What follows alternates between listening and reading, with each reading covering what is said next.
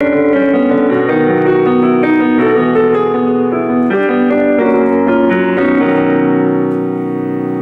the country.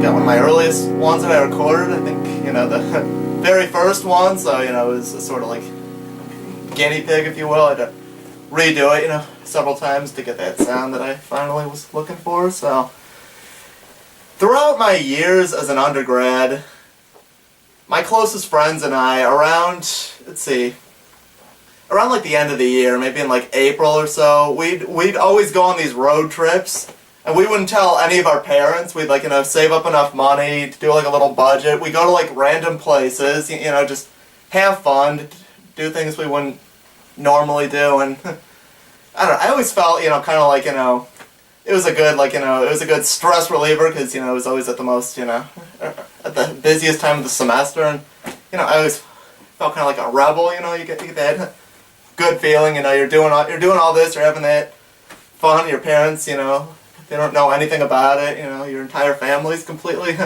unaware, but, oh my god, we had some fun. And plus, I've traveled a lot with my family, and it's always been by plane, which is nice, because, you can reach a destination in hours as opposed to days, but prior to this, I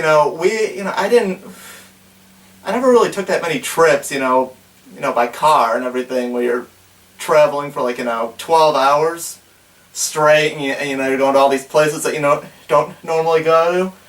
And generally when I travel with my family, we go to the East Coast, because my dad's whole family lives out there. We'll go to Florida. We have our little beach vacation in North Carolina that we go to each summer. So it's it's kind of the same areas, and we've been to all sorts of places. I mean, we camped out, in Iowa one year. We actually drove up to Canada right before, they changed the law, and all you needed was the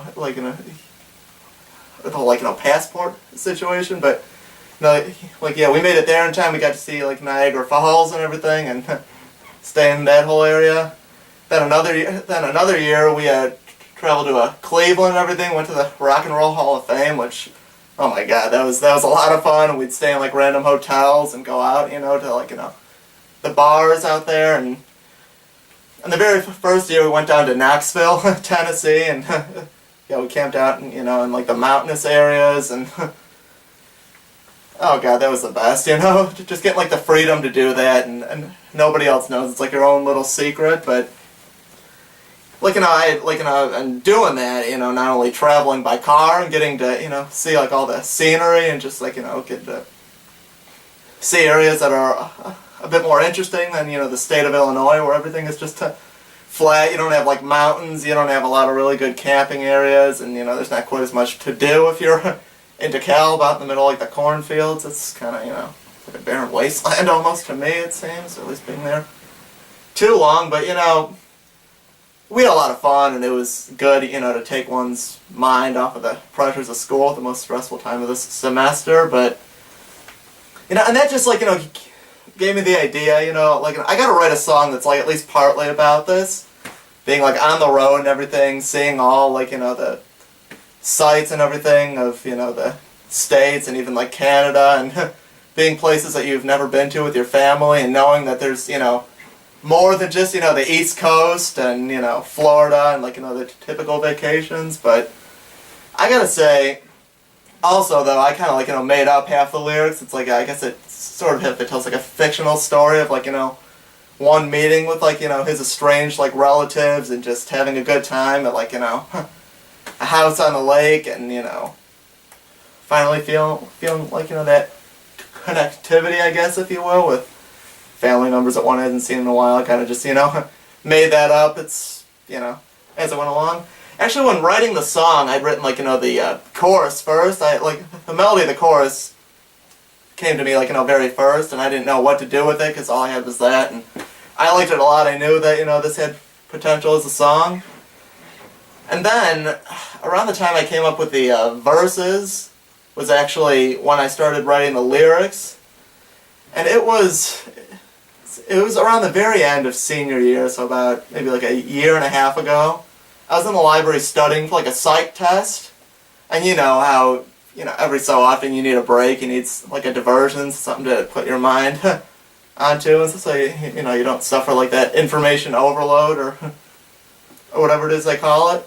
And so like at one point it was funny because I was like half studying and then half like writing down the lyrics. Like the first lines of the song just came to mind, and this was right after we had gone on that road trip and everything. So it was real interesting. I'm trying to study. I'm like it's like, oh God, I'm getting carried away here, and it's like then I'm just like looking at the stuff one second, then writing down the lyrics the next, and then I knew and then I had basically by the end of that day I had the entire first verse pretty much down.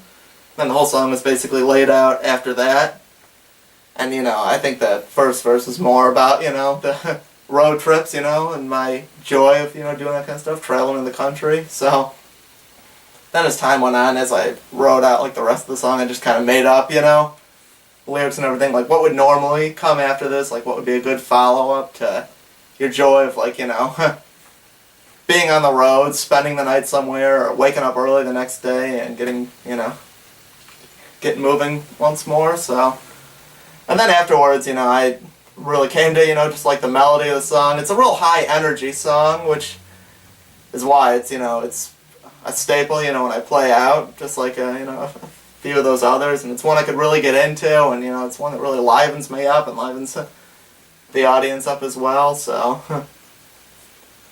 I just kind of and it also has its own structure. It's like verse, chorus, and then it just kind of ends right there. And the chorus is a bit longer than most other songs, or say than almost any other song. So.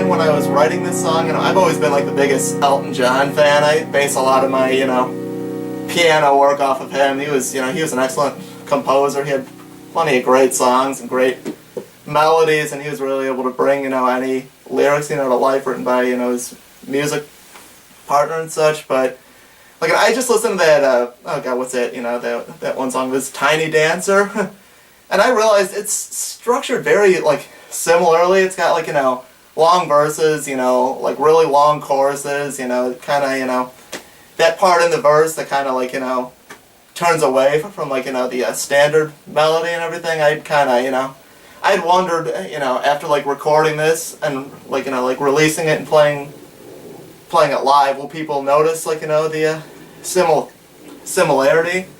And so far that hasn't been the case. I've asked many people and they said they never would have guessed that, that song really influenced, the structure and, well, no, I guess not as much, the melody, but, and the same, tempo of the song, and he was always, known for having those really, melodic choruses, much like this one, so I always found that interesting, and, it's good that I don't sound too much like one particular artist. I wouldn't really be interested in that, because, there are a bunch of, influences.